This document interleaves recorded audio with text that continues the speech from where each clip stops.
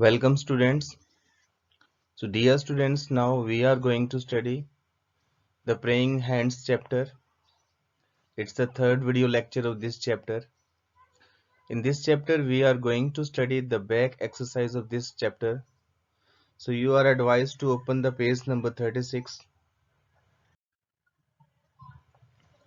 Now look at here using grammar. Read these sentences from the text. His closing words were, "And now Albert, blessed brother of mine, now it's your turn." He said softly, "No, brother, I can't go to Nuremberg. It is too late for me." These sentences are in direct speech. When we quote the exact words spoken by someone, it is said to be indirect speech.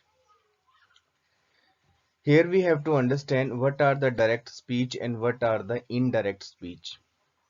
हमें यहाँ पे समझना है कि direct speech क्या होता है और इनडायरेक्ट स्पीच क्या होता है। देखो, डायरेक्ट का मतलब होता है सीधा और स्पीच का मतलब होता है कथन, यानी कि किसी की कही हुई बात। तो जब हम किसी की कही हुई बात को डायरेक्टली उसी के शब्दों में बोल देते हैं तो वो स्पीच कहलाती है, वो कथन कहलाता है डायरेक्ट स्पीच। जब हम किसी की कही हुई बात को अपने शब्दों में बोलते हैं तो वो कहलाती है इनडायरेक्ट स्पीच। डायरेक्ट स्पीच किसी कही हुई बात को उसी के शब्दों में कहना, ज्यों का तो कहना, that is called direct speech. But to say that quote in our words, that is called indirect speech. Let's understand this with a few examples. सभी को एक फेमस कोट पता होगी, सुभाष चंद्र बोस जी ने कही है कि तुम मुझे खून दो, मैं तुम्हें आजादी दूंगा। तुम मुझे खून दो, मैं तुम्हें आजादी दूंगा। तो सपोज करो कि मैं एक बच्चे से पूछता हूँ कि सुभाष चंद्र बोस जी ने क्या कोट कही थी, क्या नारा दिया था। तो वो कहता है कि सुभाष चंद्र बोस जी ने कहा था, तुम मुझे खून दो, मैं तुम्हें आजादी दूंगा। तो उस बच्चे ने वो बात को, सुभाष चंद्र जी की बात को, उस स्लोगन को वैसे का वैसे ही बोल दिए। तो किसी की बात को, किसी के कहे शब्दों को वैसे का वैसे ही बोलना, that is called direct speech. परंतु अब उस बात को अपने शब्दों में बोलना कहलाता है इनडायरेक्ट स्पीच। फिर मैं दूसरे बच्चे से पूछता हूँ कि सुभाष चंद्र बोस जी ने क्या कहा था। दूसरा बच्चा बोलता है कि उन्होंने कहा था कि अगर हम उन्हें खून देंगे तो वे हमें आजादी देंगे। पहला बच्चा कहता है कि तुम मुझे खून दो, मैं तुम्हें आजादी दूंगा। उसने सुभाष चंद्र बोस जी के वर्ड्स को वैसे का वैसे ही बोल दिया। दूसरा बच्चा बोलता है कि अगर हम उन्हें खून देंगे तो वे हमें आजादी देंगे। तो ये होता है direct speech and indirect speech, right? To say the same word, to same quote in the same word, that is called direct speech. But if we say that quote in our words, that is called indirect speech, right? Now let's understand some points of direct speech. It is written within quotation marks. आप देख सकते हो कि जो ऊपर दो examples लिखे हुए हैं, तो डायरेक्ट स्पीच के एग्जाम्पल्स हैं, वो डायरेक्ट स्पीच के एग्जाम्पल्स को कोटेशन मार्क के अंदर लिखा जाता है। It has the name of the speaker outside the quotation marks. उस कोटेशन मार्क के आउटसाइड यानी कि पहले या बाद में, यानी कि उससे बाहर, उसके स्पीकर का नाम लिखा जाता है जो वो कोट कह रहा है। Third point, it has the verb to mark that a person is speaking, which is placed outside the quotation marks and is called the reporting verb. The reporting verb in the second sentence is said. तो जो quotation mark से बाहर जो verb होती है उस verb को बोलते हैं रिपोर्टिंग वर्ब, और जो कोटेशन मार्क के अंदर जो वर्ब होती है उसको बोलते हैं रिपोर्टेड वर्ब।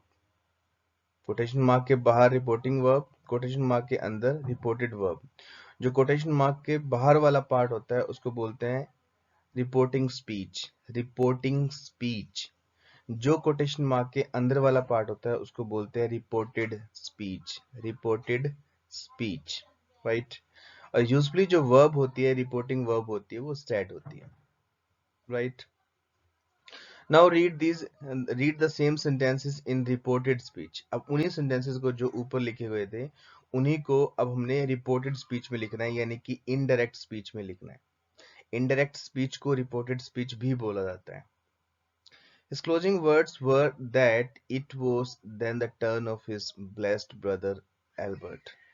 उसकी जो क्लोजिंग वर्ड्स थे वो ये थे कि अब उसके ब्लेस्ड ब्रदर, यानी कि उसके जो भाई है उसमें से जिसको ब्लेस्ड ब्रदर है, किस्मत वाला भाई है, अब उसकी टर्न है। एल्बर्ट जिसका नाम है, उसकी टर्न थी, sorry. He said softly that he could not go to Nuremberg because it was too late for him. उसने सॉफ्ट तरीके से कहा था कि अब वो नहीं जा सकता था न्यूरम्बर्ग क्योंकि वो बहुत लेट हो गया था। Right, these sentences are in reported और indirect speech. So reported speech भी बोल सकते हैं इनको, indirect speech भी बोल सकते हैं। Reported speech, it is not written within quotation marks. जो reported speech होती है उसको quotation mark में नहीं लिखते, उसको हटा दिया जाता है। You can see some examples.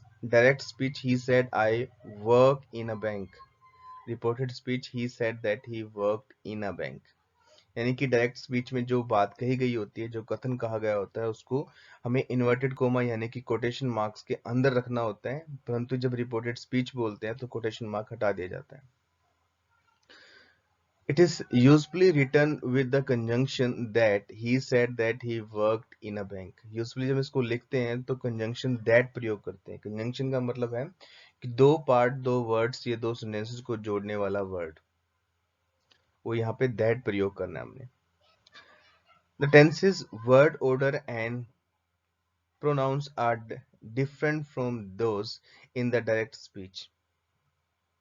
हम टेंस को चेंज कर देते हैं, वर्ड के ऑर्डर को भी चेंज कर देते हैं और प्रोनाउंस को भी चेंज हमें करना पड़ता है। Direct speech, he said I work in a bank. Direct speech में कहा कि ही सेड, उसने कहा मैं बैंक में काम करता हूँ। रिपोर्टेड स्पीच में क्या कहेंगे, यानी कि इनडायरेक्ट स्पीच में क्या कहेंगे, he said that he work in a bank. अब आप देखोगे कि प्रोनाउन को भी चेंज कर दिया, कंजंक्शन भी लगा दिया, वर्ब यानी कि टेंस भी चेंज कर दिया। Come on the next page.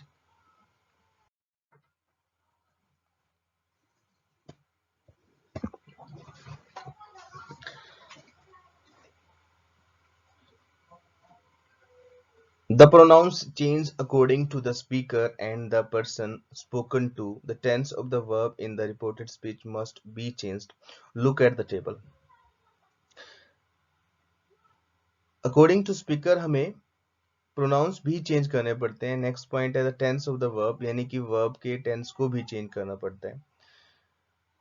अगर हमारा टेंस डायरेक्ट स्पीच में सिंपल प्रेजेंट हो तो उसको हमने सिंपल पास्ट में चेंज करना होता है। If a tense of the direct speech is present continuous, we have to change it in the past continuous. Present perfect will be changed in the past perfect. Present perfect continuous, past perfect continuous. Simple past will be changed in the past perfect and past continuous will be changed in the past perfect continuous. Past perfect, it will not be changed. It will be same as it is, means past perfect. Note that the verb will used to denote the future in the direct speech change to the would in the reported speech. Direct speech में जो will verb हम use करते हैं वो future के लिए use करते हैं, तो इनडायरेक्ट स्पीच में विल का वुड बन जाएगा। There is a change in the place words and time words. Look at this table. कुछ प्लेस और टाइम को डिनोट करने वाले वर्ड्स होते हैं, उनको भी चेंज करते हैं। जैसे हेयर का बनेगा देयर, दिस और दिस का बनेगा दैट और those, today this morning, that day that morning, yesterday the day before, tomorrow the next day the following day, the next week the following week। तो इन वर्ड्स को भी हमने चेंज करना है डायरेक्ट स्पीच से जब इनडायरेक्ट स्पीच में convert करते हैं। So now on the behalf of this understanding you should try to write the direct or indirect speech of the given sentences in exercise number A, which is given on the page number 37. Try to solve this exercise.